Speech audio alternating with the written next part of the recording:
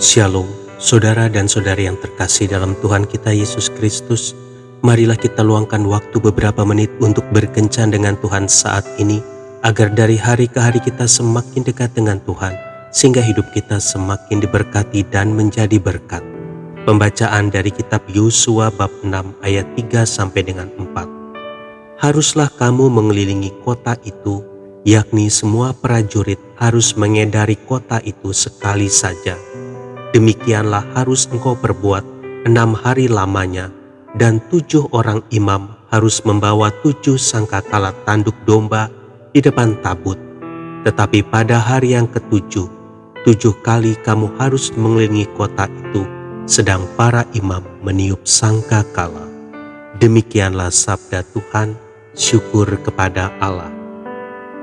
Saudara dan saudari yang terkasih dalam Tuhan kita Yesus Kristus, kita tentu tidak asing lagi dengan kisah penyerangan bangsa Israel terhadap tembok kota Yeriko yang terkenal kuat. Bangsa Israel tidak menghancurkan tembok Yeriko itu dengan dinamit atau bom nuklir, bukan juga dengan tank atau tembakan dari meriam dan senjata mutakhir lainnya. Namun tembok kota Yeriko itu roboh dan hancur dengan sendirinya oleh kuasa doa. Waktu itu Tuhan memerintahkan bangsa Israel untuk mengelilingi tembok Yeriko sekali sehari selama 6 hari berturut-turut.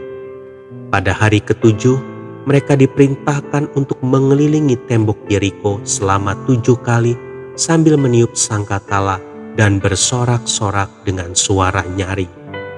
Mereka pun melakukan seperti yang diperintahkan Tuhan, dan akhirnya tembok Yeriko yang begitu kuat itu runtuh dengan sendirinya, sehingga mereka bisa memanjat dengan mudah, dan dalam waktu singkat mereka bisa menguasai kota Yeriko.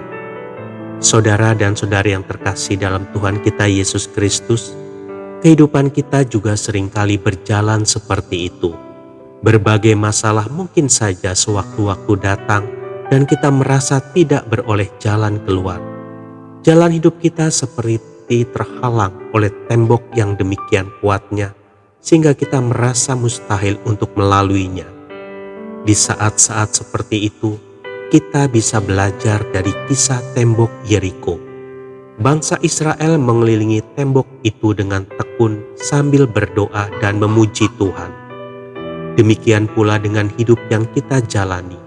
Kita bisa menghancurkan tembok-tembok masalah itu jika kita tekun berdoa dan berseru kepada Tuhan. Bukan hanya menghancurkan tembok saja, bahkan gunung pun bisa kita pindahkan ke laut. Iman dan ketekunan kita dalam berdoalah yang mampu membuat segala yang mustahil menjadi nyata. Saudara dan saudari yang terkasih dalam Tuhan kita Yesus Kristus, percayalah bahwa Tuhan tidak pernah terlambat menolong hamba-Nya yang berseru-seru kepadanya. Dia akan memberikan yang terbaik bagi kita yang mungkin belum pernah kita duga sebelumnya. Jangan menyerah, serahkan dan andalkanlah Tuhan senantiasa.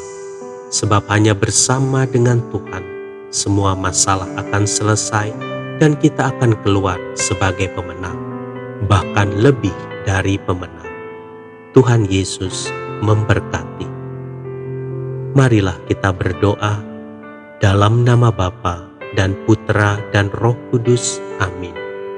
Tuhan Yesus, terima kasih atas setiap permasalahan yang Kau izinkan terjadi di dalam hidupku.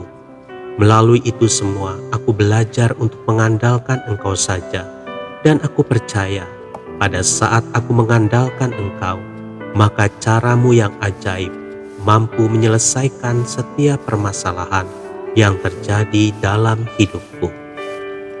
Amin. Dalam nama Bapa dan Putra dan Roh Kudus. Amin.